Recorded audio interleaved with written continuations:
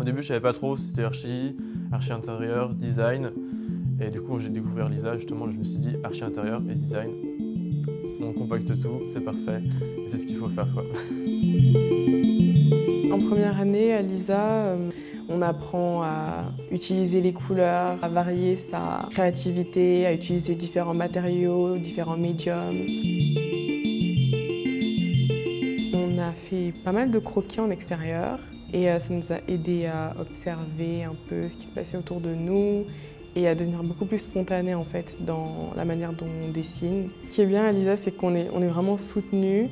On n'est pas énormément par classe, donc forcément les profs ils ont plus de temps pour discuter avec nous de nos projets. C'est vraiment intéressant de pouvoir partager notre vision des choses avec quelqu'un qui sait comment ça pourrait être quelque chose de vraiment physique et réel. On arrive en deuxième année avec tout ça, et on sait ce qu'on aime, on sait ce qu'on sait faire surtout, et on rentre plus dans le concret en utilisant tous ces outils qu'on a appris en première année. En deuxième année, on rentre plutôt dans ce côté, il faut que ça marche, il faut que ce soit réaliste, il faut que ce soit utile, il faut que ça serve vraiment à quelque chose. Et à Lisa Archi et Design, on a la chance d'avoir un atelier avec beaucoup d'outils et d'être encadré avec des professionnels qui connaissent ces outils pour avoir la possibilité de créer des choses qu'on n'aurait pas forcément l'occasion de faire sans ça.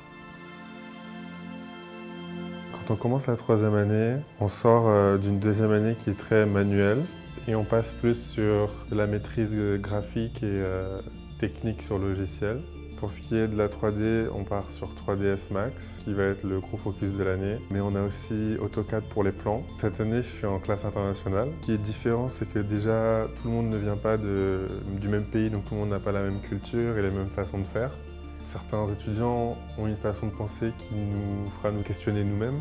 Et donc on peut aller plus loin dans nos projets, parce qu'en se mettant à la place des utilisateurs, on ne se met pas forcément à la place d'un utilisateur français.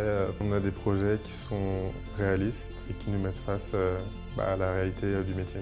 Justement, en troisième année, déjà, on commence beaucoup avec des concours via Jardin, et après on va sur Reload My Pharmacy avec L'Oréal. Donc des projets qui sont extrêmement professionnalisants. C'est vraiment, on va voir, les concours sont réalistes et peuvent être réalisés, peuvent être réalisables. Puis en plus, c'est aussi une visibilité importante. C'est une possibilité d'avoir des contacts.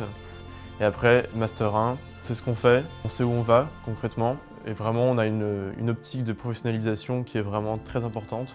Tous les cours aussi nous poussent à savoir étudier un projet de A à Z. Et aussi le mode de fonctionnement, on a des ateliers, on a un Fab Lab, un atelier photo. Voilà, donc il y a une sorte de facilité de travail. Il y a aussi une collaboration qu'on a entre étudiants qui est assez intéressante.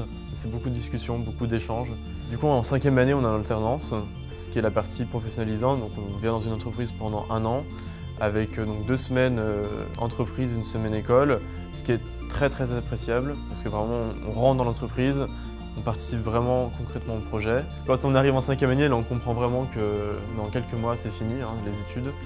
On rentre vraiment dans le milieu professionnel, les profs nous le répètent. En septembre, vous êtes designer, architecte d'intérieur.